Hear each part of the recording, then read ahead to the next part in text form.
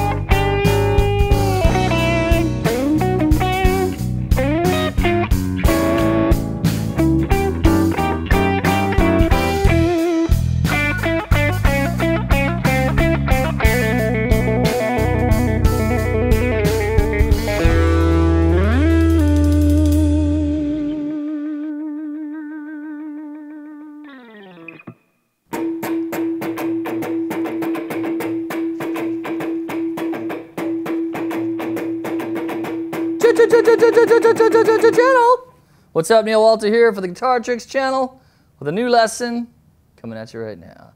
First off, tip of the week, chopping up your chords. Got a bar chord, sounds like this, trying to write a song. Bored with what you're coming up with? Try picking out just a couple notes of the chord, the middle two, top 3, bottom 4. Got all these voices and melodies and sounds going on within this one chord if you just pull out, extract a different area of notes. Also, if you're playing with a band and you're playing rhythm guitar, if you can only play the top 2, 3, or 4 notes out of that chord, and because you've got bass going on behind it, it'll really blend together. The guitar won't be stepping on the bass, and the guitar will actually stand out more, and there'll be less harmonic things going on in the band, so it'll just sound like a nice little tight package. So something to remember if you're jamming with your band. On to our lesson of the week, how to turn one band into 10 blues licks. How am I going to do that? Let me show you. I'm going to do it in the key of A, and you're probably familiar with this bend right here. For the 5th fret on the G string. Now, in the pentatonic scale, there's 4 notes above this. You can bend up and hold any one of those notes and you have a lick. Check it out. Now this one you can do a unison bend. Hold them at the same time while you bend. And then there's this one here, the train sound. Then you can also bend up to the tonic, the high A. And that one's actually a great way to start a blues lick, and I'll show you that in a minute. And then this one over here, which is kind of odd, might seem odd, put your pinky down and bend up to that note.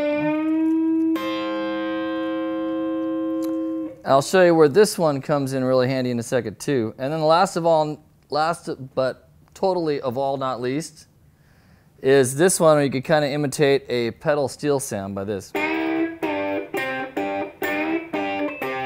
By holding your pinky down on the B string.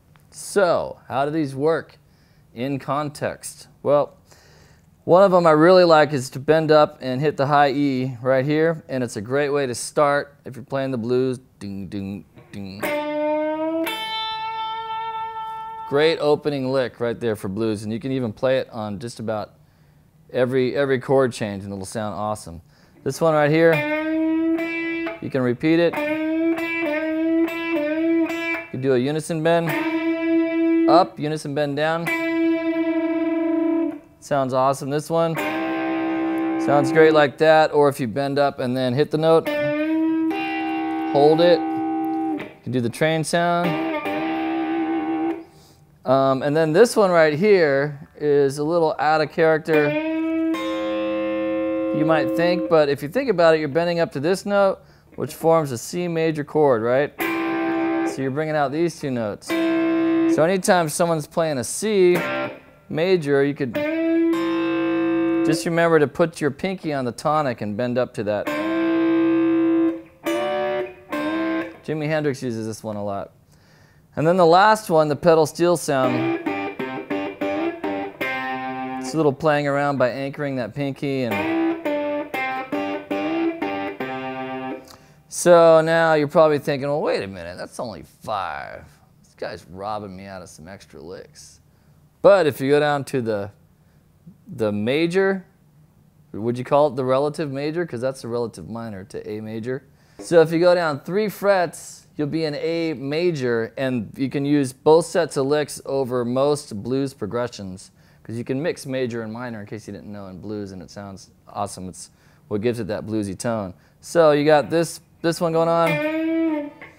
Just move it down to the 2nd fret. Here's all the same licks down in the major position. Now that one right there, you've got the A. So if the A chord's playing, you could jump down here and do that one. The pedal steel lick sounds really cool in this position because it's got that major country flavor. Now we're going to play along to a backing track. This will be in the key of E to test the flexibility of your mind here. So take the pattern, the A, and move it up to your 12th fret, the E. And we're going to try out those licks. I'm going to show you how they sound in the context with the band, along with the backing track. Here we go.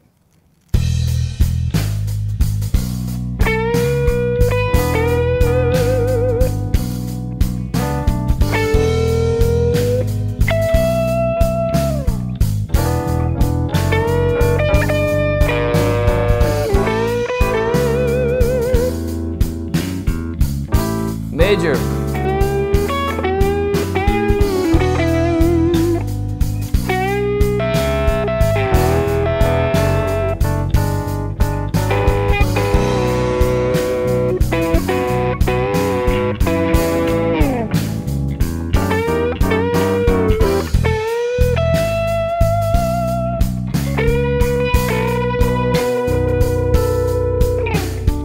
Hear how great they sound. There's so many licks right there. They're really easy to do, and most of them are in the same position, so you don't have to move around too much and get all these great bluesy sounds. So that's my tip for you, my licks for you for this week.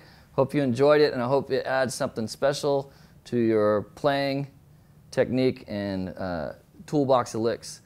If you're not watching this lesson on GuitarTricks.com, then you're only getting half of the free lessons that we're giving you at Guitar Tricks. If you sign up for our newsletter, we'll give you twice as many free lessons. Head on over to GuitarTricks.com/channel, sign up for the newsletter, and we'll send you 2 free lessons every week in your mailbox. And you can ask me a question directly right there on the same page. Thanks for tuning on in. See you next time.